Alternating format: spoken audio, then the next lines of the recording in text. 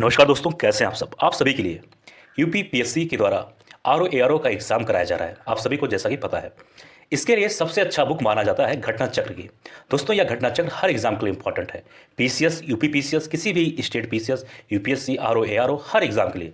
तो दोस्तों, हमारा एक छोटा सा कोशिश है कि आरओ एआरओ एग्जाम के लिए आप सभी के लिए घटना चक्र का इंपॉर्टेंट से इंपॉर्टेंट क्वेश्चन लाया जाए। तो दोस्तों, इसी सिलसिले में ये छोटा सा सीरीज आप सभी के लिए। दोस्तों, इस वीडियो को जरूर अपने दोस्तों के साथ शेयर करना और खुद भी इसका लाभ उठाना। जय हिंद। स्वागत है आप सभी का नालंदा यूनिवर्स 77 पर। कैसे हैं दोस्तों? आज मैं बात करने वाला हूं ज्योग्राफी के बारे में, यानी भूगोल के बारे में बात होगा आज। और जैसा आप सभी को पता है कि इस वक्त यूपी पीएससी आरओ एआरओ का प्रैक्टिस सेट चल रहा है, तो जाइए देखिए, इसका लाभ उठाइए। आज का पहला सवाल है कि वायुमंडल में सबसे अधिक किस गैस का प्रतिशत है। दोस्तों, अगर इसके उत्तर की बात करें तो आपको मालूम होना चाहिए कि 78.08, मैं लिख देता हूँ, 78.08% सिर्फ नाइट्रोजन है, जबकि तकरीबन 21% के आसपास ऑक्सीजन है। और जो 1% बचा हुआ है उसमें argon, carbon dioxide, neon, helium, hydrogen, krypton, xenon आदि सारी गैसेस शामिल हैं। ठीक है, तो सबसे ज़्यादा माफ करिए नाइट्रोजन पाया जाता है। ठीक है, अगला सवाल, वायुमंडल की लंबवत संरचना में सबसे निचली सतह कौन सी होती है। इसका सही उत्तर होगा ऑप्शन नंबर सी, यानी कि ट्रोपोस्फीयर। ठीक है, इसके बारे में हम जो स्क्रीन पर मैं एक फ़ोटो डाल दूंगा, उसको आप देख लेना। ठीक है, तो अगर बात करें तो ट्रोपोस्फीयर को हिंदी में झोप मंडल भी कहते हैं। तो सबसे निचली सतह झोप मंडल होता है या ट्रोपोस्फीयर होता है। इसकी ऊंचाई तकरीबन 12 किलोमीटर होता है। सभी मौसमी परिघटनाएं जैसे कि वर्षा, कोहरा, ओलावृष्टि आदि इसी मंडल में घटित होती है। यानी कि जो चीज़ें होती हैं जैसे कि बारिश होना, ओला गिरना, बर्फ गिरना, ये सब सारी चीज़ें इसी में होती हैं ट्रोपोस्फीयर यानी झोप मंडल में। ठीक है, आगे बात करेंगे। इसमें है कि ग्रीष्मकाल में आर्द्र उष्मा यानी ह्यूमिड हीट का अनुभव होता है जब मौसम। सही उत्तर होगा डी, यानी कि उमस वाला, यानी कि मगी होता है, यानी उमस वाला मौसम। तो ध्यान से सुनना कि वायुमंडल में उपस्थित जल वाष्प को आर्द्रता की संज्ञा दी जाती है। और ग्रीष्म काल में इसकी मात्रा अधिक होती है, यानी कि गर्मी के समय में। फलस्वरूप मौसम उष्मा भरा रहता है। इसका कारण है कि जल वाष्प ग्रीन हाउस गैस है जो शीघ्र पार्थिव उष्मा को अवशोषित करके उष्ण को बढ़ा देता है। इसमें ग्रीष्म काल में आर्द्र ऊष्मा का अनुभव होता है। समझ में आया कि नहीं आया? नेक्स्ट सवाल है, निम्नलिखित में से कौन गर्म धारा है। अच्छा सवाल है, सही उत्तर होगा ऑप्शन नंबर बी, यानी ब्राज़ील धारा। तो ब्राज़ील धारा एक गर्म धारा है जो दक्षिण अंटार्कटिका महासागर में ब्राज़ील तट पर प्रवाहित होती है, जबकि पोकलैंड यानी ये वाला, लेब्राडोर और कनारी धारा ये ठंडी धाराएँ हैं। ठीक है, आगे बात करेंगे। इसमें है कि फॉन एक स्थानीय पवन है।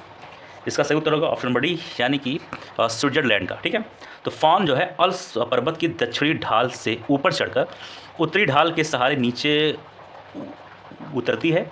इसका सर्वाधिक प्रभाव स्विट्जरलैंड में होता है। ठीक है, आगे बढ़ेंगे। यहाँ पर दो सूची दिया गया, एक सूची में घास के मैदान है और दूसरा है देश। तो बताना है कौन से घास के मैदान कौन से देश से संबंधित है। तो अच्छा ये सवाल है। अगर इसके उत्तर की बात करें तो पहला पॉइंट है पंपाच, तो इसका संबंध होगा अर्जेंटीना से। बी है पुस्टेज, इसका संबंध होगा हंगरी से, यानी कि ऑप्शन नंबर 4 ये वाला, इसका होगा अर्जेंटीना। सी है वेल्ड, इसका होगा दक्षिण अफ्रीका। लास्ट में है डाउन्स, इसका होगा ऑस्ट्रेलिया। ठीक है, तो आप लोग देख सकते हैं। अब नेक्स्ट सवाल है, यहाँ पर आप सभी के सामने 2 पॉइंट दिया गया है। पहला है कथन ए, यानी इसको हम अभिकथन कह सकते हैं, और पॉइंट नंबर ए। और दूसरे में है कार, यानी कि इसमें दूसरे में दिया गया है कार यानी कि आर। तो पहला पॉइंट पढ़ेंगे और दूसरा पॉइंट पढ़ेंगे, बताना है कि पहला पॉइंट सही है या नहीं, दूसरा पॉइंट सही है या नहीं, या फिर आर वाला जो दिया गया कारण, क्या ये पॉइंट नंबर ए का कारण है या नहीं। फिलहाल बात करेंगे इसको सही तरीके से, पहले हम लोग पढ़ते हैं। ए में है कि अर्जेंटीना में खेती के लिए पंपास का मैदान मुख्य क्षेत्र है। दूसरा है कि पंपास की उपजाऊ मिट्टी तथा शीतोष्ण जलवायु फसल तथा घास उगाने के लिए बहुत उपयोगी है। उत्तर की बात करें तो ध्यान से सुनना, बहुत शानदार सा सवाल है। इसका सही उत्तर होगा ऑप्शन नंबर ए वाला होगा। ए यानी कि ए और आर दोनों पॉइंट सही, तथा आर जो है सही व्याख्या करता है ए का।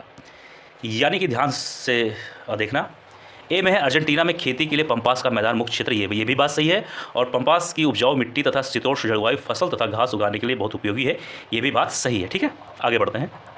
इसमें है कि किस देश में उसके भौगोलिक क्षेत्र का सर्वाधिक प्रतिशत वनाच्छादित है, यानी कि वन के बारे में बात किया जाता है कि कौन सा देश है जहाँ पर सबसे ज़्यादा वन उसके भौगोलिक क्षेत्र में, जैसे मान लीजिए भारत ये है, ठीक है, मान लो एक बात, या फिर कोई देश मान लीजिए ये है जापान, तो उसका भौगोलिक क्षेत्र में पूरा, जैसे मान लीजिए पूरा है, तो इसके पूरे लैंड में कितना प्रतिशत सिर्फ वन है, ये पूछा गया है। तो नंबर 1 पे आएगा जापान, नंबर 2 पे आएगा इंडोनेशिया, और नंबर 3 पे आएगा भारत, और नंबर 4 पे आएगा जापान। तो जापान, माफ करिए, जापान कह रहे हैं, चीन, ठीक है। तो नंबर 1 पे जापान है, यहाँ पे तकरीबन 68.5% सिर्फ क्षेत्र है, वन क्षेत्र। और 2 पे है इंडोनेशिया, यहाँ पर लगभग 49.5% है, और भारत में लगभग 24.5% है, और चीन में लगभग 23.5% है, ठीक है। आगे बढ़ते हैं। अब बात करेंगे नेक्स्ट सवाल पर। यहाँ पर 2 सूची दिया गया है, एक सूची में कुछ वन के नाम है और दूसरी सूची में कुछ पेड़ के नाम है, वृक्ष के नाम है। तो आपको ये बताना है कि कौन से वन में कौन से वृक्ष पाए जाते हैं ज़्यादातर। अब इसके उत्तर की बात करें तो ध्यान देना इस पॉइंट पर। सबसे पहले बात करेंगे मानसूनी वन, इसमें इसका उत्तर होगा पॉइंट नंबर 3 यानी कि सागौन तथा साखू।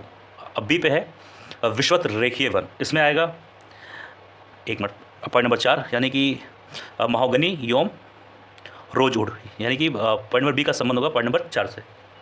अब बात करेंगे पॉइंट नंबर सी यानी भूमध्य सागरीय वन, इसका संबंध होगा पॉइंट नंबर 1 से, ठीक है, यानी कि आलू बुखारा एवं जैतून। पॉइंट नंबर डी है कोड़धारी वन, इसका संबंध होगा पॉइंट नंबर 2 से, यानी चीड़ तथा फर। अब आइए बात करेंगे नेक्स्ट सवाल पर। यहाँ पर निम्नलिखित में से कौन सा वृक्ष भूमध्य सागरीय वनों में नहीं पाया जाता है, यहाँ पर पूछा गया नहीं, तो ये विशेषकर आप लोग ध्यान देना। तो इसका सही उत्तर होगा ऑप्शन नंबर है, यानी कि सागौन, या फिर इसको और सही तरीके से बोले तो इसका होगा सागवान, ठीक है। तो ये भूमध्य सागरीय वनों में नहीं पाया जाता है। इसका मतलब BCD यानी कि ओक, चेस्टनट तथा जैतून, ये 3 वन भूमध्य सागरीय वनों, ये तीनों पेड़ भूमध्य सागरीय वनों में पाया जाता है। अब इसके बारे में हम लोग थोड़ा सा बात करेंगे, ध्यान से सुनना। उष्णकटिबंधीय पर्णपाती वन मानसूनी वन होते हैं। इन वनों में पाए जाने वाले दृढ़ काष्ठ वृक्षों में साल, सागौन, नीम तथा शीशम प्रमुख है। दृढ़ काष्ठ वृक्ष फर्नीचर, यातायात एवं निर्माण सामग्री बनाने के लिए बहुत उपयोगी होते हैं, जबकि अंजीर, ओक, चेस्टनट, जैतून, अंगूर तथा संतरा जैसे नींबू वंश के वृक्ष भूमध्य सागर वनों में पाए जाते हैं, ठीक है। अब बात करेंगे नेक्स्ट सवाल पर। इसमें निम्नलिखित देशों में से कौन भूमध्य रेखीय जलवायु के अंतर्गत नहीं पाया जाता है, यहाँ नहीं पूछा गया, तो ध्यान देना। सही उत्तर होगा बी, यानी कि इथियोपिया, ठीक है। तो इथियोपिया भूमध्य रेखीय जलवायु के अंतर्गत नहीं है। तो इसका मतलब कांगो, गैबन और जाय, यानी कि कांगो यानी कि कांगो गणराज्य भी कह सकते हैं, और गैबन तथा जाय भूमध्य रेखा पर ही स्थित है। लेकिन यहाँ क्या पूछा गया, कौन सा स्थित नहीं है। तो अगर नहीं पे ये होगा तो ये तीनों ऑप्शन, ये वाला तीनों पॉइंट भूमध्य रेखीय जलवायु में आएगा, ठीक है। आगे बात करेंगे। इसमें निम्नलिखित में से किस नगर में भूमध्य सागरीय जलवायु नहीं पाई जाती है। एक मिनट जाइए। तो इसका सही उत्तर होगा ऑप्शन नंबर डी, यानी कि न्यूयॉर्क, ठीक है, ये डी होगा, न्यूयॉर्क, ठीक है।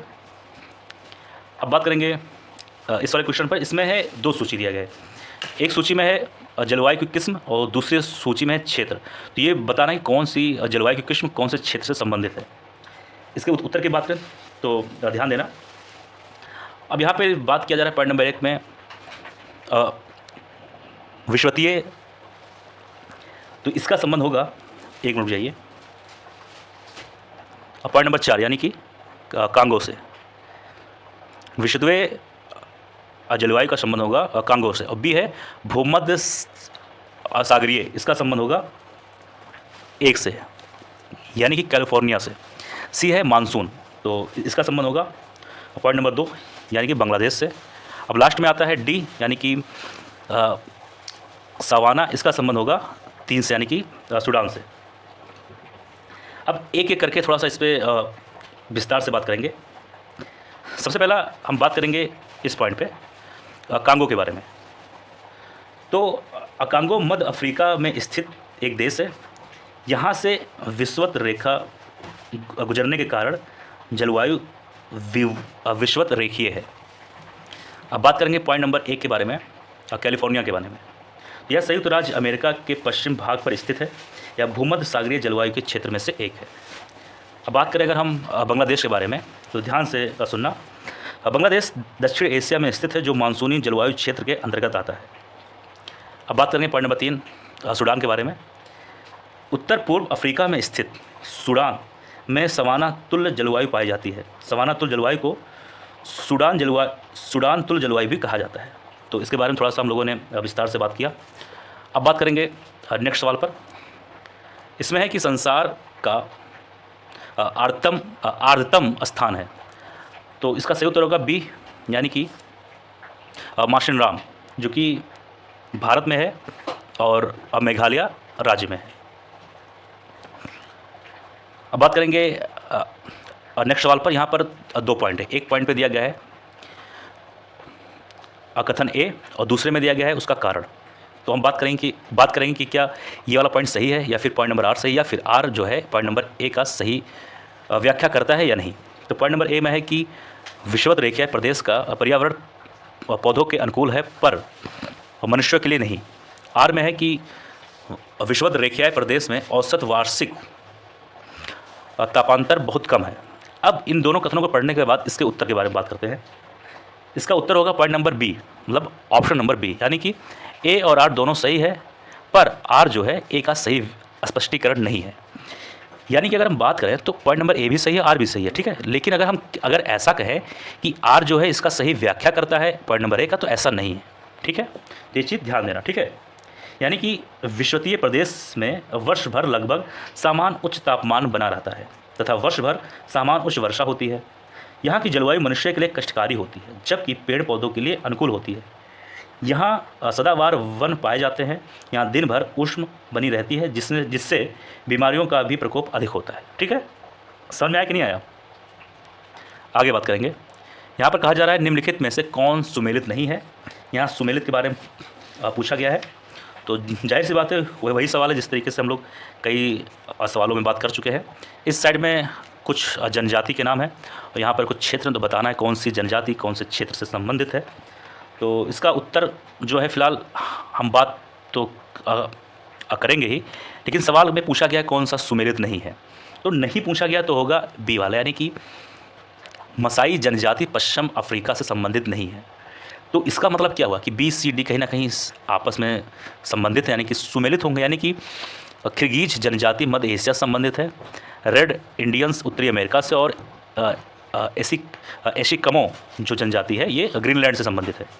तो आपको ये मालूम होना चाहिए कि मसाई कौन से क्षेत्र से संबंधित है या फिर पश्चिम अफ्रीका में कौन सी जनजाति रहती है। तो आइए इस पर भी अच्छे तरीके से हम बात करते हैं। मसाई जनजाति के लोग दोस्तों ये पश्चिम अफ्रीका में नहीं पाए जाते हैं, बल्कि ये पूर्वी अफ्रीका के केनिया तथा उत्तरी तंजानिया तथा पूर्वी युगांडा के पठारी प्रदेशों में पाए जाते हैं, ठीक है। ये घुमक्कड़ और पशुचारक के रूप में अपना जीवन निर्वाह करते हैं। इनकी अर्थव्यवस्था का मुख्य आधार सिर्फ ज़्यादातर या कह सकते हो सिर्फ पशुपालन ही है। तो दोस्तों यह था आज का वीडियो। मुझे उम्मीद है वीडियो आप सभी को पसंद आया होगा। अगर आपको वीडियो पसंद आया तो जरूर चैनल को सब्सक्राइब करिए, अपने दोस्तों के साथ वीडियो को शेयर करना। मिलते हैं किसी और वीडियो में। जय हिंद, जय भारत।